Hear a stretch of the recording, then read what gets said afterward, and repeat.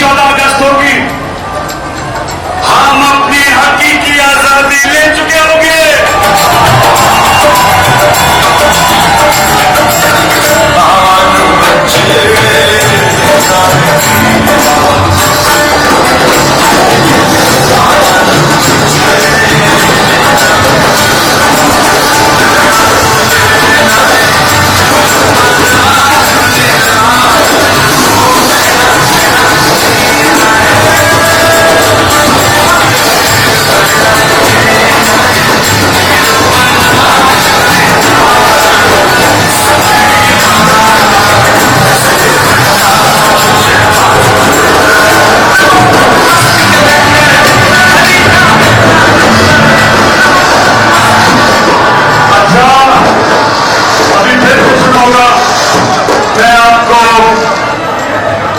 जो इस कौम के खिलाफ साजिश हो रही है, मैं पहले वो साजिश बताऊंगा और उसके बाद बताऊंगा कि हमने कैसे इस साजिश को खत्म पाश करना है। साजिश क्या हो रही है, थोड़ा खामोशी से सुन लें ताकि आपको समझ आ जाए कि जो बैरूनी मुल्क की साजिश जिनके साथ इस मुल्क के 20 जाफर और 20 सादक मिले हुए हैं, जिन्होंने हमारी हुकूमत गिराई, और आप वो क्या साजिश कर रहे हैं, थोड़ी खामोशी से सुने। पहले उन्होंने हमारी हुकूमत गिराई, इनका ख्याल था कि लोग मिठाइयां बांटेंगे, कौम सड़कों में आ गई, की सड़कों पे निकले, सामने निकल के कहा कि ये जो तुमने साजिश की है और हमारे मुल्क के ऊपर तमाम गुजारिश है कि वो थोड़ा थोड़ा पीछे चले जाए और खवातीन को बैठने की जगह दे दें।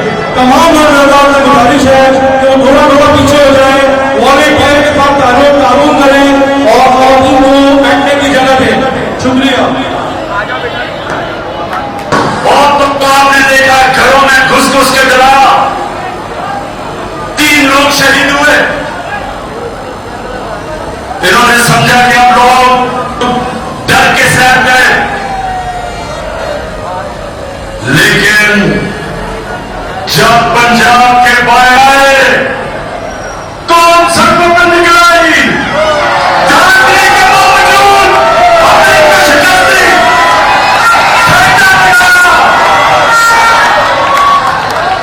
जिस तरह वाहिद कप्तान था मैं, जो हिंदुस्तान में गिरा और हिंदुस्तान के आन के अंपायरों के बावजूद हिंदुस्तान को फेंटा लगा के आया।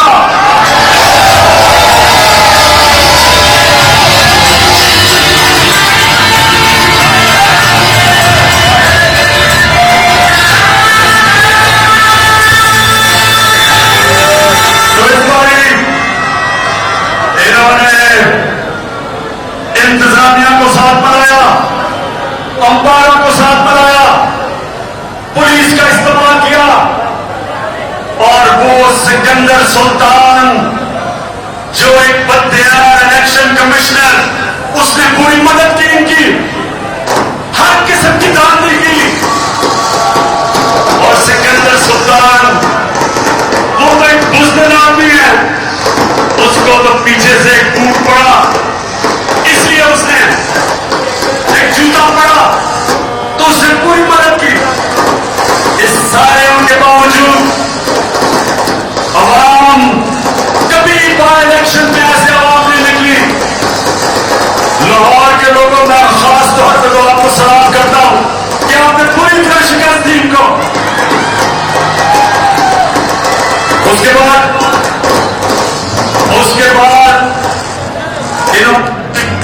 एक नया प्लान बनाया जो मैं आप सबके सामने रख रहा हूं। प्लान ये बनाया कि इमरान खान के खिलाफ केसेस करो, इलेक्शन कमीशन में तोशाखाना का केस, फंडिंग का केस, किसी जरा इसको डिस्क्वालीफाई करो और इसको डिस्क्वालीफाई करके उधर से नवाज शरीफ को बुलाओ, वो भगवाने को बुलाओ जो झूठ बोल के बाहर भागा हुआ है, और फिर कहो कि देखिए हम इमरान खान को भी लड़ने देंगे और नवाज शरीफ को भी अगर उसका जो बैन है वो हटाया जाए। जो भी ये साजिश कर रहे हैं कान खोल के सुन लो, इमरान खान कोई डील नहीं करने लगा।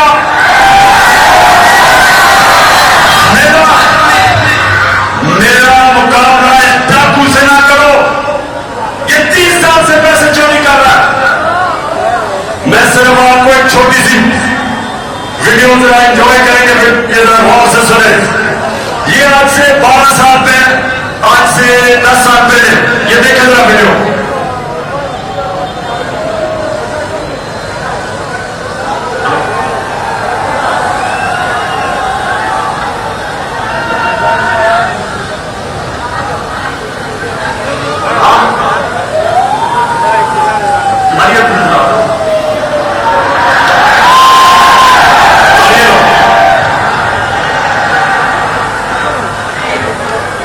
ये वाली नहीं, मुझे पता है आप बस बस ये पुरानी वीडियो वो चलाओ ना, मुझे एवन फील्ड अपार्टमेंट की वीडियो है, जरा सुन लो, देखो सही। इंफ्रास्ट्रक्चर की आपकी प्रॉपर्टी को सामने से आपने मेफेयर के अंदर वो आपकी 4 अपार्टमेंट्स हैं, उनकी 1 अरब से ज्यादा, 1 अरब रुपए से ज्यादा उनकी कीमत है। आप 4.5 अरब तक पहुंच गई है उनकी कीमत। आपने अपनी जो टैक्स में टोटल आमदनी बताई है 94 में, तो 1.5 लाख रुपए। मुझे ये बताइए कि आपने अरबों रुपए की मेफेयर में प्रॉपर्टी खरीदी कैसे? ये था 10 साल पहले, आज से 10 साल पहले। ये अब उसका जवाब आता है सलमान शहबाज शरीफ का बेटा जो मफलूल हुआ हुआ है, वो इसका जवाब देता है। बात ये कि जिस अरबों रुपए की मेफेयर की प्रॉपर्टीज की ये बात करें, ये तो मैंने पता नहीं बताए कौन सी प्रॉपर्टी है, लाए दिखाएं, उसको प्रूफ लाए, ये कह रहा है। अब ये सुनते रहेंगे ना, मैं चाह रहा हूं गौर से देखें। 2012 में मैं कह रहा हूं कि इनकी प्रॉपर्टीज है, सलमान शहबाज शरीफ का वो बेटा जो किकबैक स्पेशल कहता है कि कौन सी प्रॉपर्टीज। आप मरियम बीबी को सुने। इतना मुझे लगा कि आप लोगों को बेवकूफ नहीं बना सकते। मेरी प्रॉपर्टीज में बोल की बात है, मेरी पाकिस्तान में भी कोई प्रॉपर्टी नहीं है। मैं अपने वाले के पाकिस्तान मुझे समझ नहीं आई कि मेरी और मेरी अब ये सुन लिया आपने कि किधर से प्रॉपर्टीज निकाली, मेरी तो लंदन छोड़े, पाकिस्तान में भी कोई प्रॉपर्टी नहीं। अब देखे, सुने सुने सुने सुने नौजवानों सुनो, एक हदीस है कि शैतान इंसान के गुनाह दुनिया में नशर कर देता है। सुन ले, शैतान इंसान के गुनाह दुनिया में इसलिए नशर कर देता है क्योंकि अल्लाह का हक है। अब जरा आगे चलो, पैनमा का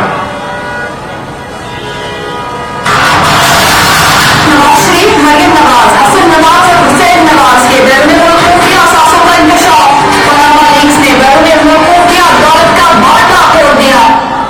सुन लिया, पैनमा में बैनुल अक़वामी इंकशाफ होता है और जिन्होंने छुपाए होते हैं अपने असासे, वो सारे सामने आ जाते हैं। तो जब ये सामने आ जाते हैं तो नवाज शरीफ के बेटे हुसैन शरीफ क्या कहते हैं, ये जरा सुने। मैं इस बात को तस्लीम करता हूँ कि अल्हम्दुलिल्लाह पाक नीम के ऊपर जो अपार्टमेंट्स हैं वो अल्हम्दुलिल्लाह हमारे। मैं इस बात को तस्लीम करता हूँ कि उनको ऑफशोर कंपनीज नेस्कॉम लिमिटेड और नीलसन लिमिटेड जो उनको ओन करती हैं, और मैं आपको ये भी अर्ज करता हूँ उनको होल्ड कर रही है इस वक्त मरीम नवाज शरीफ मेरी हकीकत है। शुक्रिया शुक्रिया, अल्लाह तेरा शुक्र है, अल्लाह के तू सच का खुदा है। तो सबके सामने क्या चीजें आई कि यहाँ के प्राइम मिनिस्टर ने आपका पैसा चोरी करके लंदन में अरबों रुपए की प्रॉपर्टीज ली और वो बाहर इंकशाफ में सामने आ गई। और یہ کہہ رہے ہیں کہ وہ آدمی جو 30 سال سے ملک کے پیسے چوری کر کے باہر لے کے جا رہا ہے، وہ کہہ رہے ہیں کہ عمران خان کو اور اس کو ایک ہی ترازو میں کھڑا کر دو. میں تو 20 سال باہر کمائی کی، سارے پیسے بینکنگ چینل سے سب کچھ بیچ کے سارا میرا جینا مرنا پاکستان میں ہے، اور مجھے کہتے ہیں کہ اس کے ساتھ موازنہ کریں گے. تو سازش پہلی یہ کہ نواز شریف کو لانے کی کوشش ہے. ستمبر کی آخر میں نواز شریف فکر نہ کرو، تمہارا میں بہت اچھی طرح استقبال کروں گا.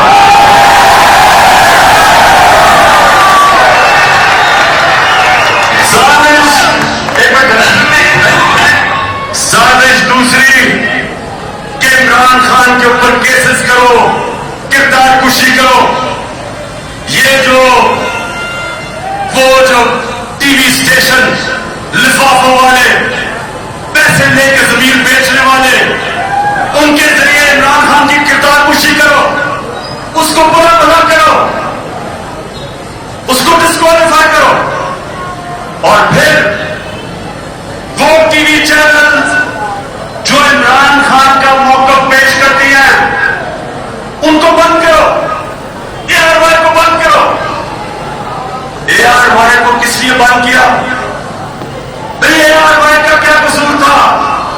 اس کو کیا پتا تھا کہ شہباز گل کیا کہنے کا پروگرام ہے؟ اے آر وائی کا کیا قصور تھا؟ اس کا قصور یہ تھا کہ وہ عمران خان کا موقف پیش کرتا ہے، جبکہ یہ دوسرے کرائے کے ٹٹو زمین فروش، یہ وہ چینلز جو کردار کشی کرتے ہیں، اور پھر سوشل میڈیا کے لوگوں کے اوپر کریک ڈاؤن، سوشل میڈیا کے ٹیلی فون کر کے دھمکیاں، ان کو ڈرانا، ان کو پکڑ لینا، خوف دلانا کہ کسی طرح سوشل میڈیا بھی اس ملک میں عمران خان کی آواز سامنے نہ لے کے آئے، اس کو بھی بند کر دو. اور اس سے بھی خوفناک چیز یہ ایک اور سازش چل رہی ہے کہ ہماری عدلیہ کو تقسیم کرنے کی، تاکہ عدلیہ سے اپنے فیصلے کروائے جائے. میڈیا کا منہ بند کرو، عدالتوں کو تقسیم کرو، ملک میں خوف بناؤ، عمران خان کی آواز بند کرو، اور پھر ان چوروں کو، ڈاکوؤں کو ہمارے اوپر مسلط کرو جو بیرونی ایجنڈا ہے. اور اس سے ایک اور بہت خوفناک گیم چل رہی ہے کہ عمران خان اور فوج کے بیچ میں، تحریک انصاف اور فوج کے بیچ میں آپس میں لڑائی کروائی جائے، آمنا سامنا کروایا جائے. میرے پاکستانیوں، میں 18 سال کا تھا جب میں بنگلہ دیش تب ایسٹ پاکستان تھا. مارچ 1970 میں ایسٹ پاکستان میچ کھیلنے گیا انڈر 19 کا. ہمیں یہاں میڈیا پہ بلیک آؤٹ تھا، ڈکٹیٹر کا زمانہ تھا، میڈیا کے اوپر پابندیاں تھیں، ہمیں پتہ ہی نہیں تھا کہ اس پاکستان میں کیا ہو رہا ہے. جب میں وہاں میچ کھیلنے گیا تو میں چاچے کا بیٹا بریگیڈیئر شفیق اس کے پاس بیٹھا رہا.